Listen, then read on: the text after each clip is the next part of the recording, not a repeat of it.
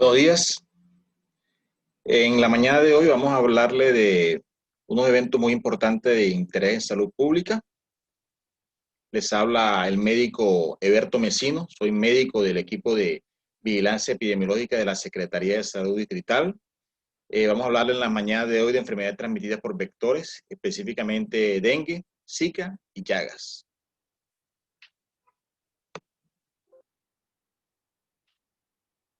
El virus del dengue es transmitido por este vector que ustedes observan. Este es el mosquito Aedes aegyptus hembra. Este mosquito tiene una particularidad muy importante para tener en cuenta, que es que se reproduce en las aguas limpias. Por tal motivo, la piedra angular de la prevención es eliminar todo lo que sean reservorios de aguas limpias que se encuentran en las casas, en el interior, en los jardines, en las partes posteriores de las casas, para que esto evite la reproducción del mosquito y la transmisión de la enfermedad. El virus del dengue es un arbovirus del género de Flavivirus. Para que se produzca la enfermedad se necesitan de estos tres elementos: el virus, que es el virus del dengue; el vector, que es el mosquito Aedes aegyptus hembra; y un huésped susceptible, que es el hombre. Periodo de transmisibilidad: toda la vida del mosquito, incubación de 3 a 14 días, susceptible todo el que no se haya enfermado del virus del dengue, reservorio del humano, y el vector, el que les acabo de mostrar. Esta es la parte importante de la charla, que es la clasificación del evento. El evento dengue se clasifica en caso probable de dengue sin signos de alarma. Este es un paciente que va a presentar cefalea, mialgias, artralgias, dolor intraocular, la fiebre menos de 7 días y ras cutáneo. Un paciente con esta sintomatología se puede manejar en una forma ambulatoria. Dengue, caso probable de dengue con signos de alarma. Un paciente que, además de la sintomatología anterior, va a presentar dolor abdominal, diarreas, vómito, hepatoesplenomegalia, plaquetas por debajo de 100.000. Cuando hay estos signos de alarma, este paciente inmediatamente hay que hospitalizarlo. Y caso probable de dengue grave, hay que tener en cuenta tres elementos. El primero, que hay una extravasación severa de plasma. Esto lo vamos a observar en una ecografía abdominal, en el cual vamos a observar ascitis, en una radiografía de tórax, un derrame pleural, y el paciente va a presentar síntomas de shock. Hemorragia severa es el segundo elemento que hay que tener en cuenta, y el tercer elemento es compromiso severo de un órgano blanco. Cualquiera de estos aspectos que presente el paciente, inmediatamente hay que enviar al paciente a una unidad de cuidados intensivos. Cuando ya tenemos el resultado del laboratorio y nos da positivo, le cambiamos el apellido de caso probable y hablamos de caso confirmado de dengue sin signo de alarma, caso confirmado de dengue con signo de alarma y caso confirmado de dengue grave. Por nexo epidemiológico es una pregunta muy importante que hay que hacerle al paciente. Hay que preguntarle si en su casa hay un caso positivo de dengue, o en un perímetro. Aquí en Barranquilla hablamos de cuadras, aproximadamente 2 cuadras, hay casos positivos de dengue. Esto aplica para otros eventos de interés en salud pública, como por ejemplo la meningitis, etcétera, en el cual le hacemos la pregunta al paciente de si hay casos en su casa o en un perímetro de 2 cuadras. Si nos da positivo, inmediatamente ese es un nexo epidemiológico. Esta es la forma correcta como se hace el nexo epidemiológico, pero básicamente es como les acabo de explicar. Mortalidad por dengue. Un paciente por dengue no debe fallecer. Siempre que hacemos las unidades de análisis, que es muy importante, estas unidades de análisis hay que hacerlas las IPS, posteriormente la hace el ente territorial y por último la hace el Instituto Nacional de Salud, que es el que confirma si el paciente falleció por dengue o se descarta dengue. Otro aspecto de carácter epidemiológico para tener en cuenta es toma de muestra para estudio histopatológico. Todo paciente que fallezca por un evento de interés en salud pública es obligatorio tomar muestra para estudio histopatológico sin el consentimiento del familiar. El diagnóstico del dengue, primero que todo, se toma en la fase aguda, los primeros 5 días se toma PCR para dengue, así como tomamos PCR molecular para COVID-19, también tomamos PCR molecular, pero para dengue los primeros 5 días, que es en la fase aguda. Después del 5.º día se toman las pruebas serológicas, que es inmunoglobulina M, y la inmunoglobulina G, que es la memoria. Los otros exámenes que se hacen es de acuerdo al curso de la enfermedad del paciente. Esta es una mnemotecnia. El paciente A es el paciente sin signos de alarma, el paciente B con signos de alarma y el paciente C es el paciente con shock, con compromiso de un órgano blanco, o sea, un paciente grave. El paciente A, ¿qué no debe hacerse? De alta y control por consulta externa. Eso no nos dice absolutamente nada. Ustedes saben la demora que hay en las consultas externas y de alta quiere decir que no le dieron las recomendaciones. Entonces, coloquemos siempre que se envíe a casa de alta con orientación, en el cual hay que explicar al paciente cuáles son los signos de alarma para que regrese. Y recuerden que los controles son por las urgencias o por consultas prioritarias si la consulta prioritaria es oportuna. El paciente B, que es el paciente con signos de alarma, hay que vigilar los líquidos administrados y líquidos eliminados. Y es un paciente que hay que estarle vigilando sus signos vitales para ver cuándo presenta signos y síntomas de shock. Y el paciente C es el paciente que se maneja en una unidad de cuidados intensivos. El paciente A debe ser enviado a la casa con buenos líquidos, vigilar los signos de alarma con reposo, hidratación, acetaminofén. Y aquí hay unos casos que son sin signos de alarma y hay que hospitalizar, como las embarazadas, pacientes menores de 1 año, pacientes que el dengue está acompañado de otra causa de comorbilidad, o sea, las persistencias, pacientes que vivan muy lejos de la IPS. Hay algunos casos aquí en Colombia en el cual el paciente dura un día para llegar a la IPS, entonces esos problemas socioeconómicos hay que tenerlos en cuenta y hay que hospitalizar. El resto son los que les acabo de mencionar, pacientes con hemorragia severa, pacientes con compromiso severo en un órgano blanco, pacientes con signos de shock, que ya se manejaría en unidad de cuidados intensivos. El paciente B, que es con signos de alarma, ya saben, control de líquidos administrados, de líquidos eliminados y signos vitales. Un paciente con taquicardia, sudoroso, hipotenso, unos signos vitales de esta forma, se le avisa al médico y el médico lo más probable es que lo mande a una unidad de cuidados intensivos porque ya el paciente está a punto de choquear. El manejo con líquidos con solución salina isotónica al 0.9%, 10 cc kilo hora. El paciente C, el paciente choqueado, paciente con sangrado severo, paciente con compromiso severo en órgano blanco. Hay casos de miocarditis, hepatitis y encefalitis por dengue. Criterio de egreso, no solamente tener en cuenta las plaquetas, sino hay que tener en cuenta si el paciente sigue hemoconcentrado, cómo están los leucocitos, cómo están las plaquetas, si el paciente cómo está la curva térmica. Hay que revisar si ya la citis desapareció, si el derrame pleural desapareció, si el dolor abdominal desapareció. Todos estos criterios se tienen en cuenta y es que le damos de alta al paciente, pero podemos ordenar un hemograma y que venga a control para hacerle seguimiento.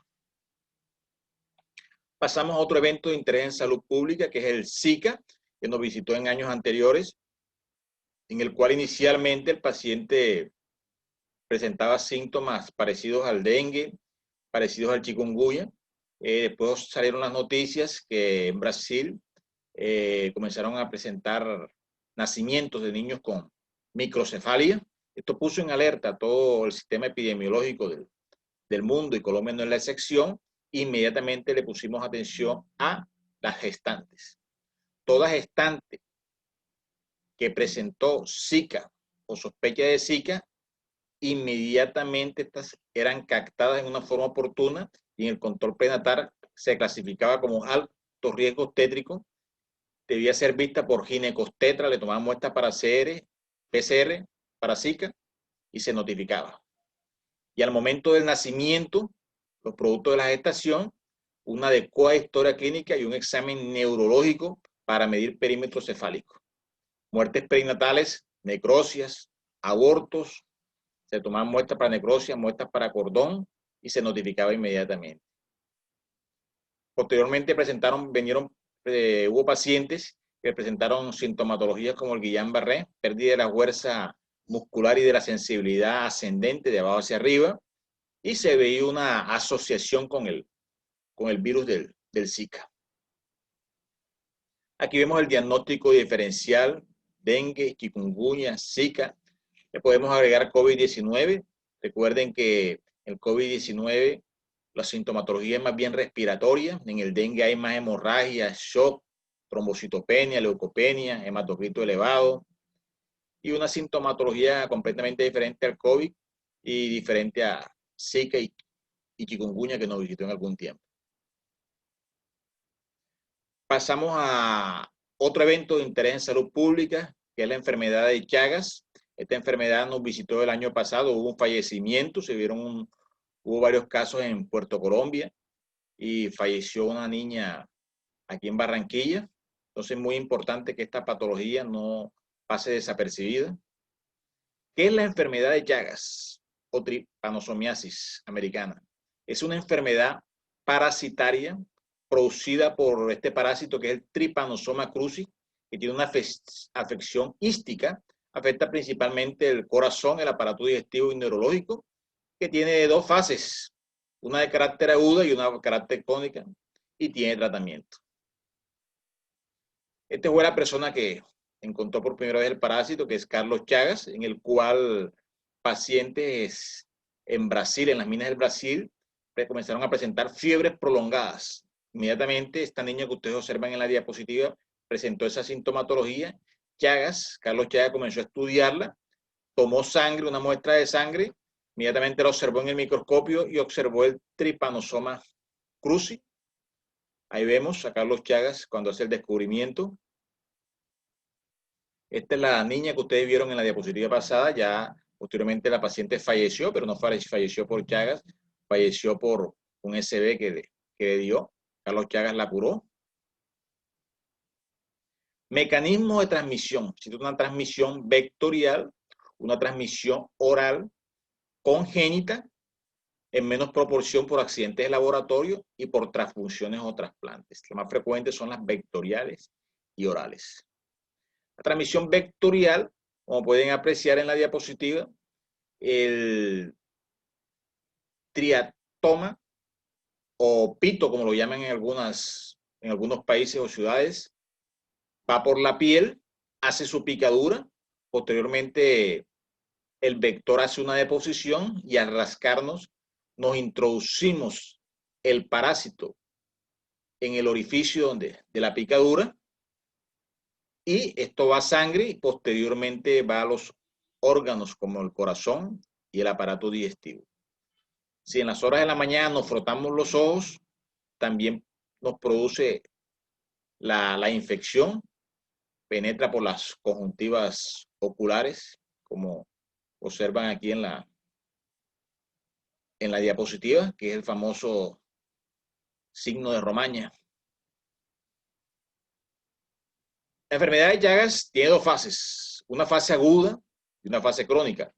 La fase aguda se caracteriza por una gran parasitemia y la fase crónica se caracteriza por poca parasitemia y más compromiso a los órganos.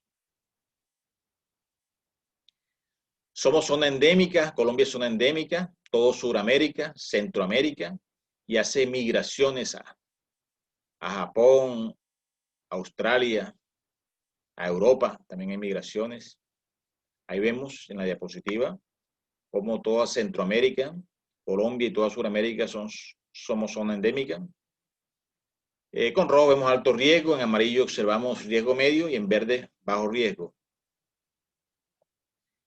Esta es la parte que hay que memorizar, que la enfermedad de Chagas tiene estas dos fases, la fase aguda y la fase crónica.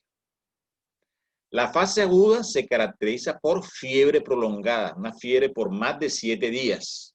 Esto marca una diferencia con COVID, con dengue, porque las fiebres producidas por el COVID-19 y por dengue duran menos días. Entonces, esta es la característica principal de la fase aguda, que es la fiebre por más de 7 días, duración de 8 semanas, periodo de incubación de 8 a 10 días. Ahí vemos estudios que se han realizado en Brasil, en Santander, norte de Santander, en el cual observamos que la principal sintomatología de la fase aguda es la fiebre. Ahí vemos fiebre prolongada, vemos en todos esos estudios que la fase aguda, fiebre prolongada, fiebre prolongada. Y ahí vemos el signo de Romaña. El signo de Romaña, si ustedes ven la diapositiva, se puede confundir con un trauma ocular, se puede confundir con una celulitis preorbitaria y no es ninguna de las anteriores.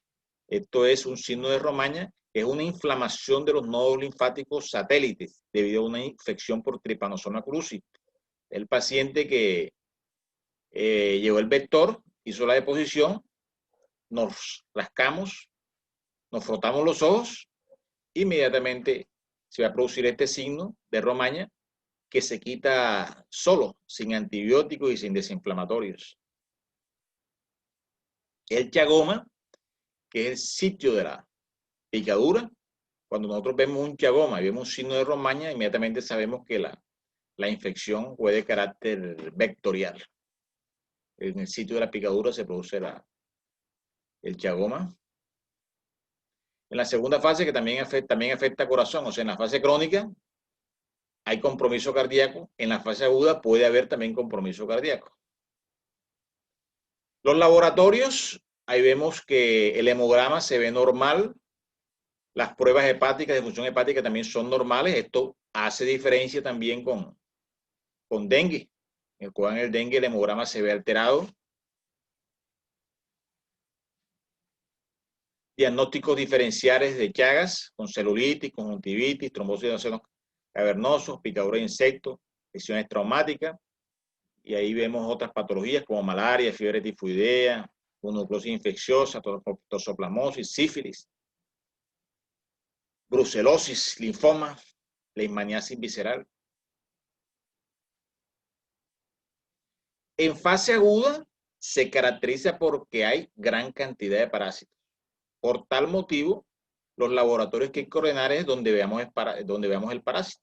Y esto se ve donde un extendido de sangre periférica, en una gota gruesa, pero si en el laboratorio donde están trabajando hacen micrométodo, este presenta más sensibilidad, más especificidad, y es mejor enviarle y ordenarle el micrométodo en el cual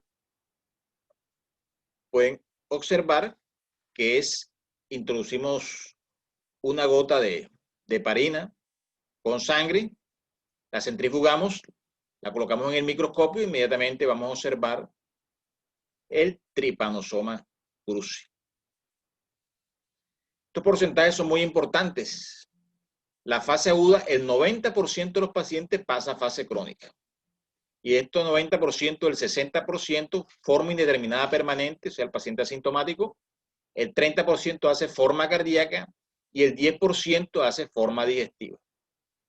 Y de esta forma cardíaca, el 15% hace cardiopatía leve y el otro 15% hace cardiopatía grave. La fase crónica no significa daño cardíaco porque en fase aguda también puede haber compromiso cardíaco también. Y en fase crónica, como vieron el porcentaje, la mayoría de los pacientes pasan asintomáticos. El paciente en fase crónica, el 60% pasa asintomático, que es una forma indeterminada. Y el que hace compromiso cardíaco puede presentar falla cardíaca, arritmia, tromboembolismo. Puede haber forma digestiva, que es el 10% de los casos, en el cual el paciente puede hacer megacolon, megaesófago. En fase crónica, como hay pocos parásitos y hay una elevación de las inmunoglobulinas. Por tal motivo, se ordenan las pruebas que se ordenan en la fase crónica, son pruebas inmunoserológicas para Chagas. Podemos ordenar como antígenos totales o antígenos recombinantes. Pero si ustedes colocan pruebas inmunológicas para Chagas, la bacterióloga va a entender.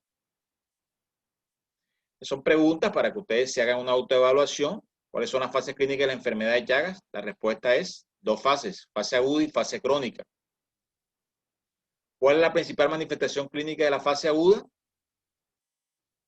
La principal manifestación de la fase aguda es la fiebre prolongada por más de 7 días.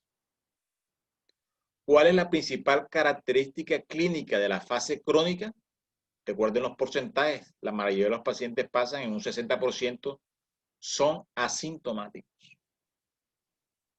El tratamiento es un tratamiento etiológico que puede ser con estos dos medicamentos, el nifurtimox, de 8 a 12 miligramos kilo día por 60 días, o el benzonidazol de 5 o 10 miligramos kilo día por 60 días.